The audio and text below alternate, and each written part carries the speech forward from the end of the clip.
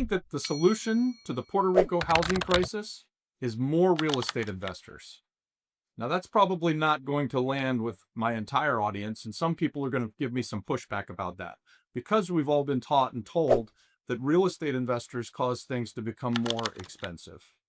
But let me tell you why I feel the way I do. Guys, if you've been following us for any amount of time at all, you know that we specialize in buying what we like to lovingly and affectionately call zombie houses.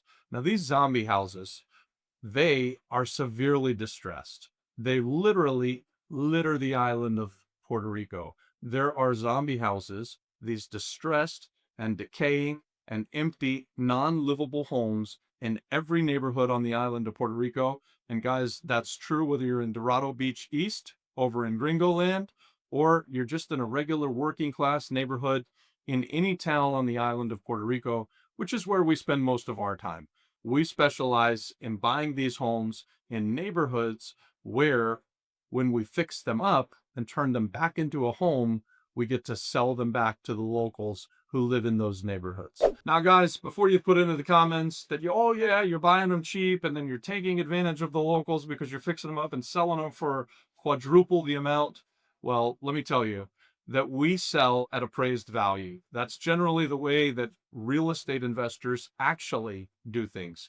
I don't get to decide what something's going to sell on the back end for. I don't even get to decide who I'm going to sell it to in most cases. The sales price is going to be based on what other comparable sales in that neighborhood have sold for in the past, and that's what the banks will lend on. So when you're selling to first-time home buyers and working class, regular everyday people like you and me, you have to be selling at appraised value or below. You don't just get to renovate something and then pick a number out of thin air and put it out there on the market, and then you're going to sell it to somebody else who's going to pay you that, and the bank's going to lend on it just because you have an agreement. That's not the way that it works, and it's definitely not the way that it works on the island of Puerto Rico. So let's think back to these houses that you can see every town on the island of Puerto Rico, every neighborhood on the island of Puerto Rico. You have nice house after nice house after nice house, then distressed house. And I'm not talking about a little distress, like hasn't been updated for a little while, but it's still livable. I'm talking about these homes that we call zombie homes because why? They don't have doors. They don't have windows. The water, it doesn't get hot or even turn on. The power, it doesn't come on. So there's no electric. When you look at these homes, they don't even have power meters. So you need to do all of the work that takes these distressed houses that, by the way, are not part of the housing supply. They're just sitting there completely off the market and doing nobody any good. I would say the vast majority of the houses that we've bought over the last nearly 9 years have been sitting vacant, distressed, and decaying for between 5 and 10 years. That's a long time for a house that's highly distressed to sit vacant. What happens in those years where they sit highly distressed? Do they get better? Do they magically grow doors and windows? No, they don't. They never get better. They only get worse. Nothing good ever happens inside of those homes that you see in these neighborhoods where they don't have the doors and the windows and the power doesn't come on and no one can live there. Only bad things can happen. So by a real estate investor buying that property and then renovating it, we call that value add renovations. That means that we rebuild the house basically. Everything gets touched. And you guys, we've put out thousands of videos where we show you what we do and how we do it. That's probably why most of you like and subscribe to the channel, is because we are real estate investors, but we believe that there's more than enough for everyone forever. And we live in this world of abundance. If we didn't live in this world of abundance where we believed that there was more than enough for everyone forever, we couldn't possibly be putting these videos out where we're showing you exactly how to find these houses, how to renovate these houses, how to get them appraised so that you can sell them. Where do you go to get the buyers? We tell you all of that stuff, and we've got thousands of videos to prove it. So why do we do that? Why do we let you guys know? Well, I'll tell you that over the last 8.5 years, we've probably renovated a couple of hundred of these homes on the island of Puerto Rico. We've taken these zombie houses, we fix them up, we get them back into the market so that they can be lived in. And we take these zombie houses, we breathe life back into them through lots of hard work and sweat and tears and investing time, effort, and money. And then we get to sell it. And when we get to sell it, who do we sell it to? Well, we specialize in selling to first-time home buyers or working class people. We're selling at the low end of the range. During the time that we've been on the island of Puerto Rico, we've been selling our retail high-up houses for between $150,000 and maybe $350,000. Most of the time, we're right in that $200,000 to $250,000 range. That's what our biggest product has been over the years. So now, is that affordable for absolutely everyone on the island? No. If you're working for minimum wage on the island of Puerto Rico, can you afford a $250,000 house? No, of course you can't. But here's the truth. Someone working for minimum wage, doesn't matter where you live, on the island of Puerto Rico, in the state of Mississippi, in the state of Florida, California, New York, it just doesn't matter. If you're working for minimum wage, you're not buying a house. And you're certainly not buying a house that's selling in a neighborhood where they're selling for $250,000. So who does buy it though? It's a local family in almost every situation. It's somebody who is ready to put roots down on the island of Puerto Rico and call a place home. So we buy a house that's heavily distressed. We do a whole bunch of work to it. And then we hand the keys off to somebody who gets to call that house home. That's one of the best things that real estate investors like me get to do. And those are the good days. We just did this last week with a guy who's a local guy that's buying a triplex. He's going to live in one unit. He's going to rent out the other 2 units. And those 2 units that he'll rent out long-term to other locals will pay for his house. So he becomes a homeowner and a real estate investor all in one fell swoop. That's a really good day. I got a little short video on it where he's holding up the keys and smiling. And guys, that's the kind of thing that we like to do again and again and again and again. And I said a few minutes ago that over the years, we've bought and sold a couple hundred houses on the island of Puerto Rico. And that sounds like, yeah, you've done a lot. But the truth is, think about this. 200 houses over an 8-year period of time really isn't that many houses if you think about it on an annual basis. Now, put in perspective, how many houses are there short? In other words, how big is the housing shortage on the island of Puerto Rico? Well, most estimates say that it's between 250,000 and 300,000 houses. So anybody who can do math, you don't even have to be good at it. One number, 250 to 300,000, is a big number. Another number, let's say 200 houses, which that's probably pretty big for me. It sounds like a big number, but it's not big at all. It's actually a drop in the bucket. So that's why we do this real estate channel. That's why we tell people about real estate investing. It's because we know that there is so much inventory on this island of Puerto Rico, and there's such a large need, and we need other local real estate investors to come alongside of us and do what we're doing. So I like to think of it like this. If my company could do a couple of houses a week, which we're not, that'd be 110 houses a year roughly. How many years would we have to renovate homes before we fixed a housing shortage of 250,000? It's many, many lifetimes. I'm not even going to do the math for you. I'll just tell you, it's impossible. We could never do it. But what if everyone who's watching this video, everyone who's listening to my voice was able to come in and buy one of these zombie houses and then put it back on the market and sell it to a local family?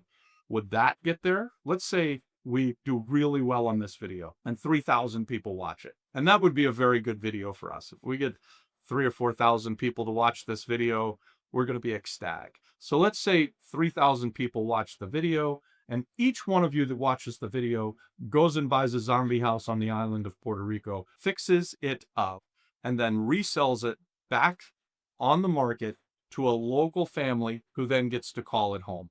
That would mean 3,000 houses would be bought, fixed up, put back on the market, and sold to the local population. And guys, that still would just be a drop in the bucket, because 250,000 house shortage, that's a big number. 3,000 houses renovated, if we had a huge success, that's a small number. So you can figure out the math on that. Again, there is such a big problem on the island of Puerto Rico. The island needs more real estate investors.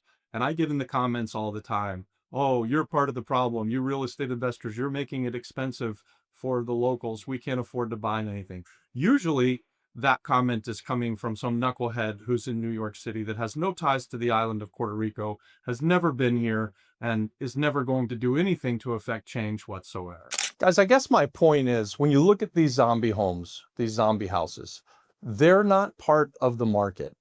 And Puerto Rico needs more real estate investors. And that's why we invite you to become real estate investors. Even thinking about talking to that local person who's working for minimum wage. In my opinion, real estate investing is the great equalizer, and anyone can do it. And that is something that we say again and again on this channel. So when you look at one of these homes where people can't live in them, they don't have the doors and the windows and all of that, you, the local guy who sees them every single day, if you can find the person who's going to sell those houses and make a great deal, whether you're working for minimum wage or you're making billions of dollars selling your music like Bad Bunny, it doesn't matter. There's a problem on the island of Puerto Rico, and the solution is real estate investors fixing up these things, these zombie houses, and turning them into homes. So let me talk about what happens when one of these houses gets turned around and goes from this eyesore where nothing good ever happens,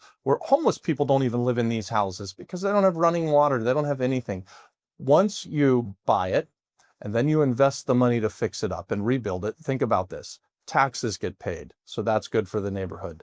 The contractors come in, they get paid. Your local ferreteria, he gets paid. The place gets put back onto the grid, so now we are paying Luma. I'm not sure that's a good one or not, but at least there's money going back into the system, and money moving and transacting is good for the island of Puerto Rico. So all of the things that happen from the time that a house is bought when it's very, very distressed to the point where it gets fixed up, then all of that stuff is good. Real estate investors, and this is a truth that not many people realize, real estate investors, we don't buy homes. We buy stuff that nobody else wants. We buy stuff that everybody sees every single day and walks past it and thinks to themselves, man, I wish that didn't look like that. I wish it looked better. I wish my grandmother didn't live next to this zombie house. I wish that somebody would fix it up. And you may be thinking, you wish that somebody would do it and you don't know who that somebody is? This video is telling you who that somebody is. Because every time one of those eyesores gets fixed up, guess who did it? And I mean every single time. It's a real estate investor. Even if it's someone who's in the family who then gets a hold of the property and talks all of the other heirs into letting them have the property, and then they go in and fix it up, guess what? That person's a real estate investor. So Puerto Rico needs more real estate investors so that we can start to solve the housing crisis, so that we can take a 250,000 housing shortage and eliminate it, because there's at least 250,000, if not more, of these zombie houses on the island of Puerto Rico. And all of the good that comes from a real estate investor taking something that no one can live in and turning it into a beautiful house, and you see the eyesore turns into the best looking house on the street, that makes everybody feel better. So the neighborhood's getting better. The neighbors feel better. Certainly the person who buys it at the end of the day feels great, because now they've got a place where they can raise their kids, where they can call it home, and they can have a life there. Where before, it was an eyesore, it was a disaster, it was doing nobody any good. And now, because a real estate investor got hold of it and bought something that everyone else overlooked, solved some problems, and yeah, do the real estate investors get paid? Of course they do. But shouldn't they get paid? They're doing a lot of good, and they're putting in a ton of effort. They're investing all of their time, their effort, and their money, and they're taking something that was horrible, turning it into something that was beautiful. All ships rise in a rising tide. And so that's why the island of Puerto Rico needs more real estate investors. And that's why we invite you to like and subscribe to our channel. Maybe come check out our free community. If you're thinking, maybe I'd like to be a real estate investor, well, we've got a free community that you can come and network with other people who are already doing it, who are thinking like you are. And then if you really want to kickstart it and you want to go further with us, you can become part of one of our other communities. We've got our Apex group where we're doing master classes every single week. And we've even got a high ticket mastermind where we're actually doing business together with those people. We call them the Rainmakers. So there's lots of opportunities to plug in and play with us.